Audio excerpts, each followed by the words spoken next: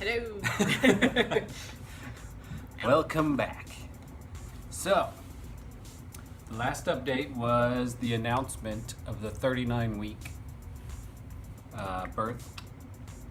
And now we're going to share what happened on that day. So, the day that I went into labor was actually 38 weeks and 6 days. It was a Monday, and we were out doing errands. Just like any other day. Just like any other day, just kind of getting all of our stuff together, and I was making sure we were pretty much prepared and have food, and I could barely breathe. It was like a... it everywhere was we were going, we were having to go real slow. Which is not typical for you. But Besides the regular waddle and already going slow, this was like snail speed. Like, it was hard for me to catch my breath, and I had to like actually sit down and just sit there for a minute. Like, I was so out of breath and so uncomfortable. So. And then we went to another grocery store where we had the same issue. Lily was just real sluggish, more sluggish than usual, out of breath. But it was more than usual, and we kind of expected it because it was going to be the last week. But now we kind of see why. Yeah, now we look back on it going, okay. The signs were there. Probably a sign there. So after that, seemed to be okay, and then came home, ate dinner, ate just like some spicy nachos that we make all the time. It was about 8 p.m. It's about 8, and then about, had eaten for like 30 minutes, and then about 9 o'clock, all of a sudden, felt like this gush from down there, and ran to the bathroom to see what it was, and it was bright red blood. So, for all of you moms out there to be, or anybody that knows, bright red blood is not a good sign. So what they tell you. It's what they tell you. So yeah, I guess it's in general. In general, so it wasn't like a spotting or anything like that, and we'd actually gone to the doctor earlier that day because I had spotting, and it was dried blood, let's put it that way. Like, it wasn't bright red, and she had actually said if it was bright red, call. And so we called the after hours line, and then they said to go get checked out at labor and delivery. And so at that point you had thought you had contractions. Yeah, I thought I had contractions, but before this there weren't any signs of contractions. There was just, maybe I feel something, maybe I don't. Yeah, as being a first-time mom, I don't know what contractions are. I didn't know. This is the first kid. And it was like, okay. And by the time that we left for the hospital, which was a mile down the street, I was like, okay, I think that's a contraction, because it kind of started to hurt. And we started timing them. They're about 15 minutes apart. So we grabbed the hospital bag just in case, and then headed over to the hospital, checked in at labor and delivery, went to triage, and they just kind of started hooking me up to monitors to make sure that baby was okay, checking me out, and at this point we thought it was just going to be, they were just going to check to see if everything's okay. And the contractions at that point also went from 15 minutes when we were at home, an hour later at the hospital they were about 5 minutes apart. Yeah. When they were checking.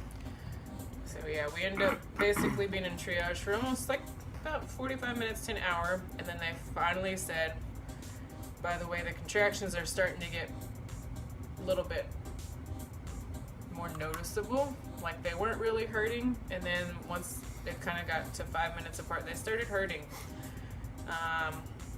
Like, it was kind of like I just kind of clenched my fist, and I was like, okay. And then they went from 5 minutes to 2 to 4 minutes so apart. Before they went to about 2 minutes apart, they said, okay, they called the doctor on call, and they said, okay, we're gonna just check you in. We're like, oh, okay. It's normal for a first pregnancy. And I was like, okay, well, oh yeah, the funny part was though, when we checked in, I was kind of hunched over and I was like, and I think I'm having contractions, I'm not sure. And they're like, oh yeah, you're having contractions. Let's look at your face. I thought that was funny. So yeah, I was having contractions. So we were at home at 8 eating dinner, and then at 10 p.m. we're being sent to the delivery room. Yes, where contractions continued to be 2 to 4 minutes apart. And when I was in triage, they said I was only 1.5 centimeters dilated, which is like nothing. Which was concerning because that's when they started getting faster and closer together. And I was like, you've got to be kidding me. They're already like 2 to 4 minutes apart and I'm only 1.5 centimeters dilated. And to deliver the baby, you have to be 10 centimeters. So over the course of between 10 p.m. and I think it was 5 a.m., it was from 1 centimeter dilation to 8. Then at 5 a.m. to noon, it was from 8 to 10 centimeters dilated. it's true. So yeah, basically I tried to stick to our natural birth plan where I didn't want to do any kind of drugs or anything like that, all the way up till about, I think about 3 a.m.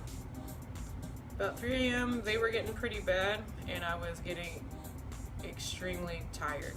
So I'm running off of my body having contractions every 2 to 4 minutes, and then I'm trying to sleep in between because it's nighttime, and then all these contractions are taking a lot of energy, which really just takes a lot out of you. Since we have been up all day too. And they don't tell you this, that it drains you, literally drains you. Well, so at about 10:30,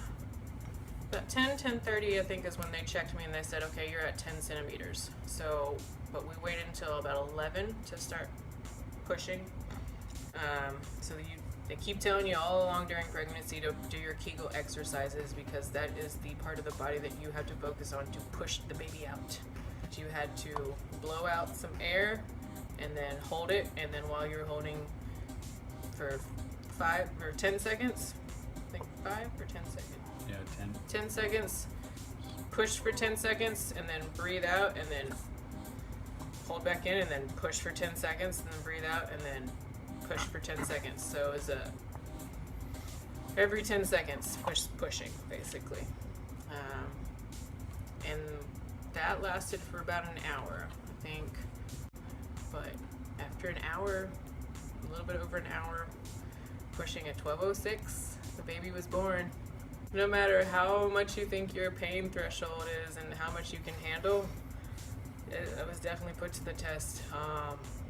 And it is the first child, so maybe it's different on the next one. I don't know. We don't know. We won't know until we have another one. But, I mean, but don't listen to all of those stories out there, like the horror stories, because it doesn't have to be a horror story. But I would say just be prepared that they can amplify, your contractions can amplify very quick, and it can be definitely painful, but the best part was I had this lovely man here as a great birthing coach. So even through all this screaming, and there was some swearing, having someone tell you to breathe, remember to breathe, just breathe, and he was breathing with me. That was awesome, because without that, even if you have supportive nurses, they can only do so much. They really can. It's a long stretch of time where they have stuff they need to do. They're cleaning up and they're prepping the room and they're doing all kinds of stuff. So I don't know if I wasn't there, if they would have somebody dedicated to help or not. Probably not. I don't know. Unless you have if you decide to have a doula or somebody else, or if you have more than one birthing coach, that would be great. But yeah, the nurses, I mean, as great as they were, you know, it really, really does help to have a very positive birthing coach with you. And I think that through the whole experience of the first child it all started with, we were going to get checked to make sure everything was okay, and then all of a sudden it just escalated real quick. Within a few hours, the baby's already on the way, a week early. Yeah. So I guess the note from that is be prepared. I mean, if you think that you're gonna go to the hospital, take your hospital bag, take your pillows, take everything. I mean, we took almost everything, and we live really close, but we didn't get everything that we wanted. So Just even if you're going just to get checked out, if something's going a little different, take your stuff. take your stuff. Or have it in the car, or just be ready. Yeah. Because you don't know. Yeah, you never do know at all, and which is, I mean, it makes it more of a story and more of an adventure, but definitely. Exactly 1 week early. Mm-hmm. And also we had planned on using that week. We were pretty much ready, but we had planned to use the week to finish decorating the nursery.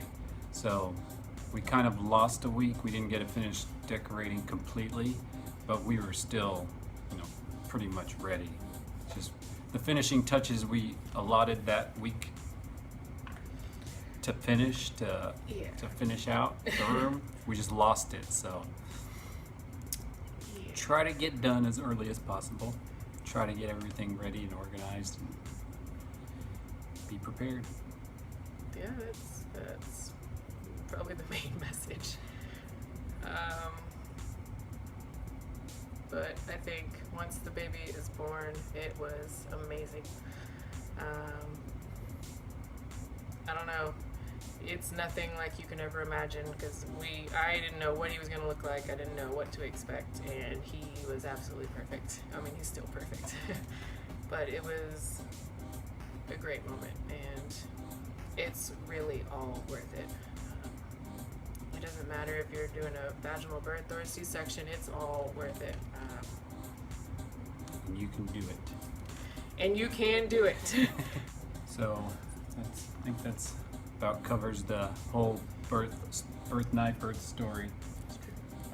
Next video, we'll talk about what we've done since our overnight stays in the hospital, and then bringing them home, and what we've been doing for 2 weeks, how we've been managing that.